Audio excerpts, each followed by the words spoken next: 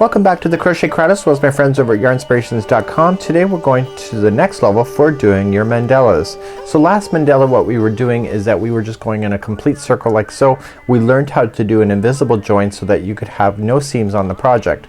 Today we're now going to move on to doing a little bit of shell work, because shell work is really quite critical when it comes to doing these mandalas, because it's the shell work that things get to play with. You'll see in here in the last round, just like you see, that you're going to be dropping down just to create that final look, just like you see there. So without further ado, you're going to need your Lily Sugar and Cream. You can make a hot pad out of this if you wish, and then a 5mm size H crochet hook today. And today we're going to work on this together, and there's only 7 rounds, so it's actually pretty easy. So back to the clock, and in some cases it's we have 12 spots of the clock. Sometimes it's going to be less, sometimes it's going to be more. So when we go to start this project, right in the very beginning, your clock is going to be 12 increments itself until we hit the green, and then it changes to 18. So this is quite common in mandalas, where it starts off with the clock being a different count, and then as it expands then it gets more, and so by the time you got to the outside here that you were in sets of 18. So if you look at everything from a clock point of view, you can create some amazing looks. This one I just finished, so I just need to block it in order to get it to sit completely flat. So some things like this one was in groups of 12, the 12 point of the clock, but this one here was 18, and they will completely change depending on the mandala that you're working on. So let's begin with the slip knot, and I want you to chain a number of 3. So once it's on, just chain 3, and this is going to count as your first half our double crochet. So we're going to 1, 2, and 3. So in the very last chain, okay, so if you count it back, it's the 3rd one from the hook. I want you to place 11 more double crochets into there. So this chaining that you just skipped over is included. So what I want you to do is, after you get the first one done, just like you did, include that chain as you count, so you technically have 2, and keep rotating around it by adding more double crochets to that one chain. What I want you to also do is that this is the starting strand. I want you to cover it up over top as you're doing it. So let's get my count back up. So it's 1, 2, 3, and 4, and then this is gonna be 5. It's gonna be a nice tight finish. This is gonna be 6. This is 7, 8, 9, 10, 11, and 12. So in the pattern you will notice that the first 2 rounds are the same color. So if you want that absolutely stitch so with no seams, you have to finish off completely. So you have to end this yarn and join it again. Let's just count to make sure. So 1, 2, 3, 4, 5, 6, 7, 8, 9, 10, 11, and 12. So what I want you to do is that we're going to do the invisible seam. So if you haven't seen the first video, then this is what we did, is that we just trimmed the yarn, and you notice that it's not joined, and you're going to just pull up through, and you're gonna put this one onto a darning needle. And we're gonna do this each time that we change a color out, or each round, is so that you do not have any seam lines within your project. So you're just gonna take this, and you're gonna go to the top of the very first chain area, the very first stitch. So instead of slip stitching it to that spot, you are going to go underneath that stitch, pull through, and just pull it enough so that it starts to pull closer to the project, but don't pull it all the way, closer to, and then right where this came out of, see it's in the middle of the stitch, all the stitches are coming out of the middles. So you have to go back down through where this one is originating, out through the bottom and towards the back side of the project, and then just pull, and pull enough so that it looks like that this stitch is the same size of the other stitches. And once you've done that, you're just gonna turn your work over, and then just fasten the yarn in back and forth 3 times. So just going in the project, do not pull on the project so it warps the circle. Just back and forth 3 times. Now I know some of you don't like using a darning needle, heard that today. That's okay. This is just an option if you don't want those seam lines. For mandalas it kind of makes a really big difference. Now because I had you bearing in this very first one as you went around, you can just safely trim this down, and now you got a full circle ready to go, and you don't see any seam lines in it. So we're now going to move on to round number 2. We're gonna keep this color going. I'll show you how to restart this color in order to keep going. So whether you're joining the same color or a new color doesn't really matter. Let me just do a new color just to make it look like it is working. Okay, so we're going to create a large loop like so. Okay, so there's no ties onto it at all and have a large strand hanging out. So what you're going to do is that you're going to choose any one of these. It doesn't really matter right at this moment which one you choose. Just choose any one and go right into a stitch and then pull that loop through. And let the straggler of the yarn, okay, this is the end of the strand, just leave it there and chain up 3, and this is going to count as a double crochet. So in this particular round you're going to put in another double crochet into the same one you just did that join to, and what you can do, you can either use a darning needle if you wish, or you can just lay it down on top of the line and you're going to move to the next stitch and you're going to put in 2 double crochets. So every stitch all the way around is gonna each have 2 double crochets. Now where you did the invisible seam that I just showed you how to do is that it's gonna look a little different. So what's gonna happen is that this is where it is. So it's going to be just going in. So just push it in. Don't go into a gapping space. Go right into the actual stitch area itself. Sometimes if you pull it too tight it's hard to access, and just treat it like it's a regular stitch and it becomes invisible in order to keep your project together. So apply 2 double crochets in each stitch all the way around. I'll see you at the end of this round. So I've now come all the way around. You should have 12 groups of 2. So you'll notice here, because we did an invisible seam, there's usually another piece here that looks like it's a stitch but it's not, but because it's the invisible join it's missing. So that's what gives you the whole look of not having a seam line. So again, like we did before, I'm just gonna show it one more time just from a further distance, is that you are just gonna put this onto a darning needle, and I'm gonna change the color completely anyway. Go in the top of the starting chain right where you would have done your slip stitch, going across just like so. Pull it together so it closes it in but it looks similar, and then just go into the one where the other one is coming out of and just go out toward the back and just adjust it just to make it look like it's the same size, and then turn it over and then just secure that in the back. Keep your darning needle toward the back side. So this will be the last time I show the invisible join in this tutorial today. So when I say to do it, this is exactly what I'm doing. So we're gonna move on now to round number 3. So let's begin round number 3. So we're gonna do something slightly different. So what's happening here now is that it says in the back loops only. So if you're new to crochet and you stick your hook in the stitch, there's always 2 strands. So the first strand, if you're going in the front loop, would be the one that's closest to your body, and then the back loop is the one furthest from your body. So what we're going to do is that usually in mandalas in the future is that it'll tell you either to use a front loop or back loop, and if it's telling you to use a back loop, chances are it's going to be using a front loop in the future. This one we're not going to use it. This is more of a texture look. So we're just doing this for practice as we build our skills. So again, large loop. Okay, so don't tie any slip knot, and go to any one of these so far. Because this is completely round, it doesn't matter which one you're going into at this moment. So just pull through and let the straggler fall toward the back, and I want you to chain up 3. So this counts as your first double crochet, and now I want you to advance to the next back loop of the next stitch. So just wrap. So what you're going to do with the straggler is just lay it on top of the line and just going into the back loop only with the straggler on top, and place in 2 double crochets into that one.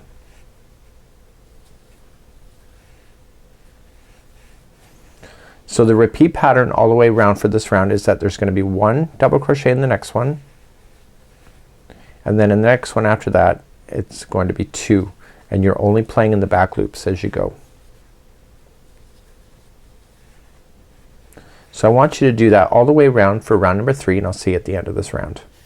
So as you come back around, you're just keeping in time with the pattern. So it was 2, 1, and then the last one, if your counts are right, should be 2 into the same one, because the very next one when you go to start, see it's 1 and then 2. So then you're just gonna finish this off with the invisible seam, and then meet me back here in just a moment. I'll get that done here off camera. So as I've now completed this, I want to show you the original sample. This was the beginner 1. Now because we did the back loop this time, look at the difference between just going into regular stitching and back looping. This is what helps create the whole look for mandalas. So it's actually a really neat idea, and in the future, depending on the mandalas, they actually use these front loops in order to grab onto things in order to do overlapping, and we can kind of see that in different mandalas that's coming in the future. Now this one here I can't film because it's from a book, but you know, using the front and the back loops actually makes a huge difference with doing mandala work. So let's begin to do round number 4. So in round number 4 we're going to, because this is a full circle right now, it doesn't matter where you start, but now it's going to matter as we move forward, because now we're going to create what is called as a mini shell, and I've defined what that is. So what we're going to do is just pick any stitch that you would like to go into and just commit. So just going in and then just loop the yarn through and then just let the straggler fall into the back. So to begin, what we're going to do is that we're going to chain up 3, which is going to count as a double crochet, and in the same stitch that you just joined to, I want you to put 2 more double crochets into it. So with the first chain 3 that counts as a double crochet and these 2, this means that there's 3 double crochets into that space. So now what we're going to do is that we're gonna skip the next chain, or sorry, skip the next stitch and then put 3 double crochets into the next one after that.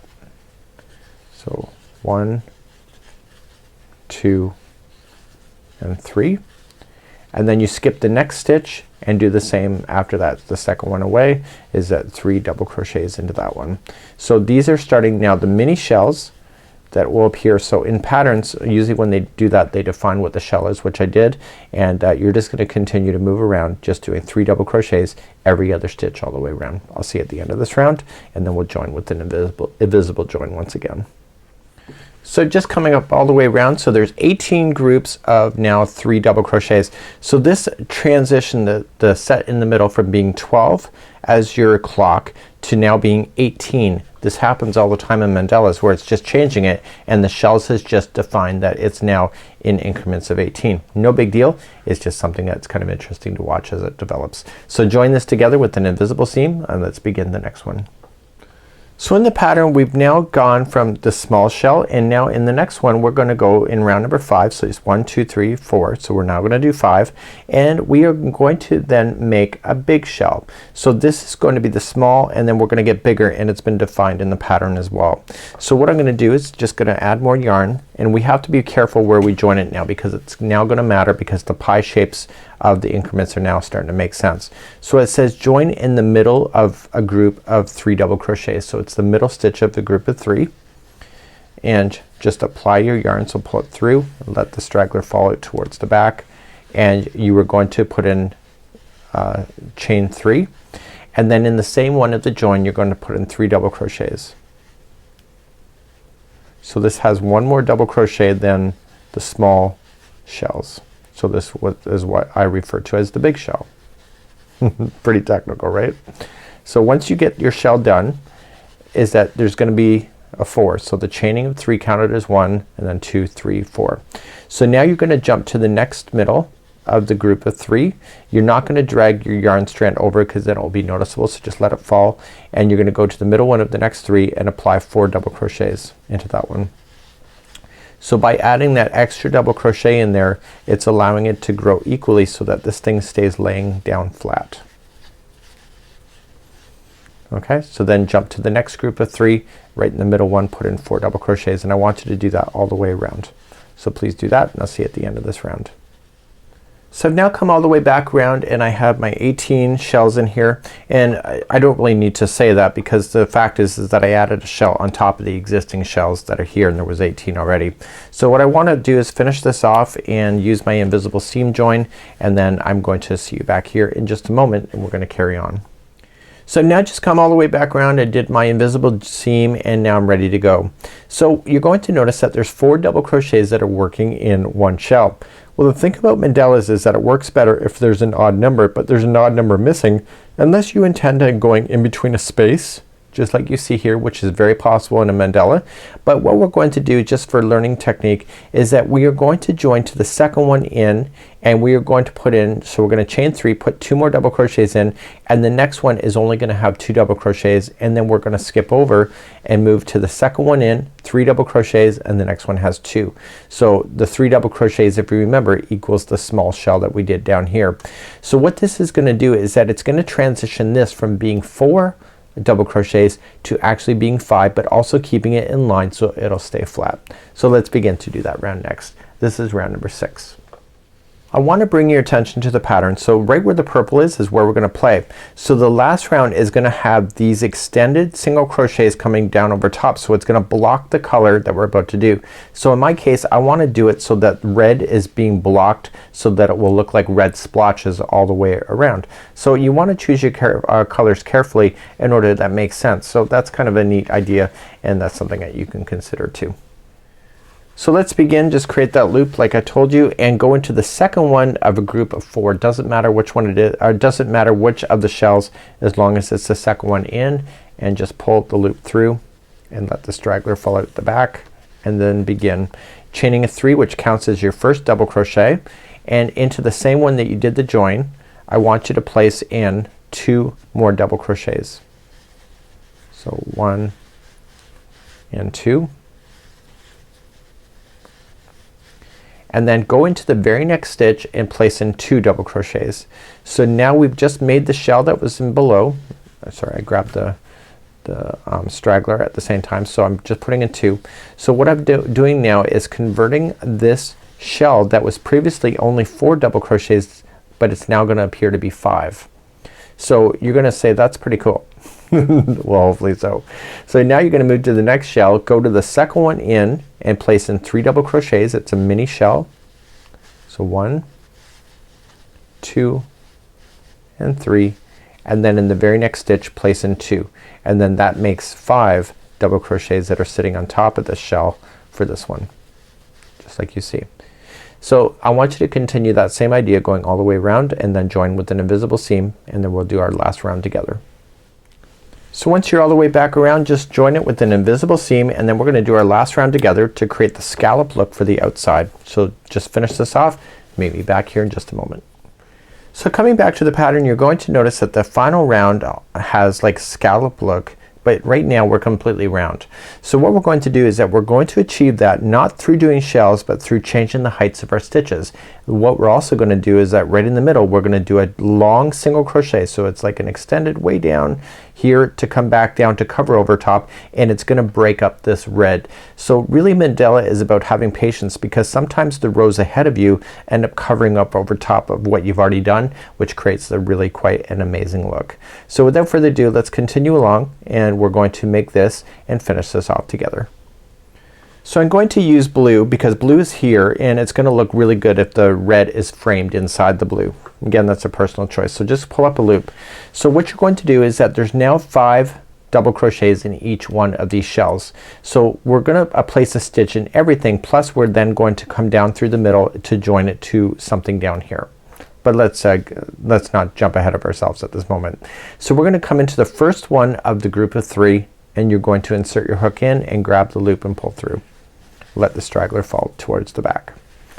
You're going to then, you're gonna chain 1, and you are going to single crochet into that first stitch. So this is your first one. So this is 1 out of 5 done.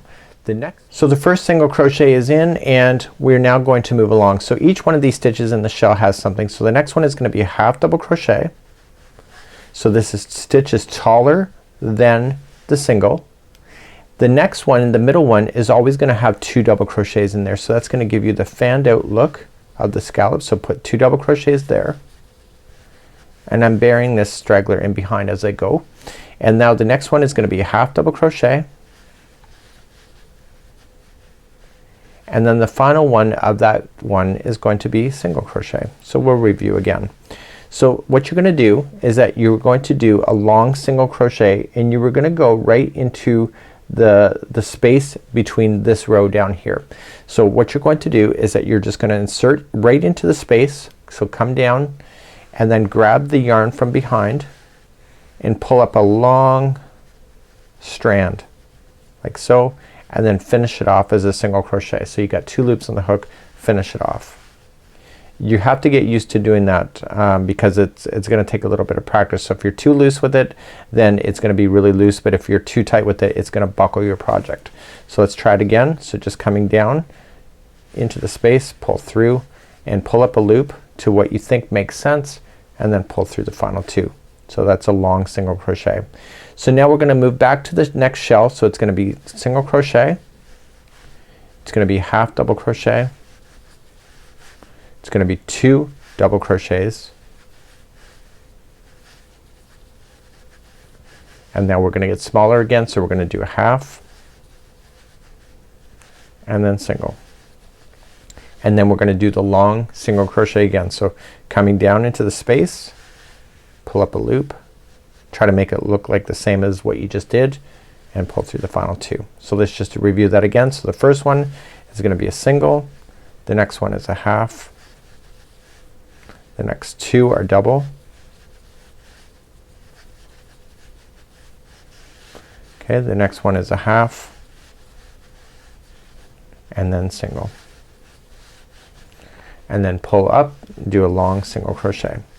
And I want you to do that all the way around, and we'll meet at the end of this because this is the final revolution to conclude this one here. So do you see how the red is being divided up by the blue? Fabulous. So keep on going all the way around. I'll see you at the end of this round. So as you come all the way back around, don't forget you gotta do that long single crochet. This is the very last stitch. So just pull down, pull up. I've gotten used to doing it by now. And what you would like to do at this point is that I would just recommend, you've been doing the invisible seam the whole time, so why not finish it with that? Just using it up, pull up. Just be very careful when you go to do this one because it is the long single. Throw it into the darning needle. And you're going to notice that the project is appearing to be buckled. So let's just finish this off. Okay, and we're gonna go down back to where we had been. We're gonna pull it together to make it look like it belongs, and now I'm gonna turn the whole project. So this is where blocking, and I've already have videos in the tutorial series for the mandala of blocking. So I would wet block this before you do anything further with it, or you could steam it as well, but I would wet block it. So you're just gonna dampen it. I have a video for it. Just dampen it a little bit and just lay it down on a towel or a paper towel and just let it dry, and this will lay flat exactly how it should. Okay, so just getting rid of my tails. So you can see that I don't wanna lie to you, so I wanna just back out the camera here so you can see it's not laying exactly flat. So if you wet block it and then just just gently stretch it out, and you could do it dry too, just like you see here. So it's now completely flat, but if you wet block that, then you can shape it, and that's pretty awesome. So you can see that you've advanced from the last one of doing completely circles like so. You've learned how to do a bit of shell work and just kind of expanding. You've also did some back loops here, and then you did a long single crochet to create that look of it jumping over. So it's a matter of just being able to do it. You've also learned how to change the heights of your stitches to give you a scallop look as well, and so you've learned a lot. So the back of it will look slightly different, but because you did long single crochet, the back will look very close to being close to the front in this particular case. But in other mandalas that we have, that we've done here, is that you can see this is the front, the back looks completely different. So it's not always the same on the back, and that's something that you should pay attention to. So until next time, I'm Mikey on behalf of Yarnspirations as well as thecrochetcrowd.com. We'll see you.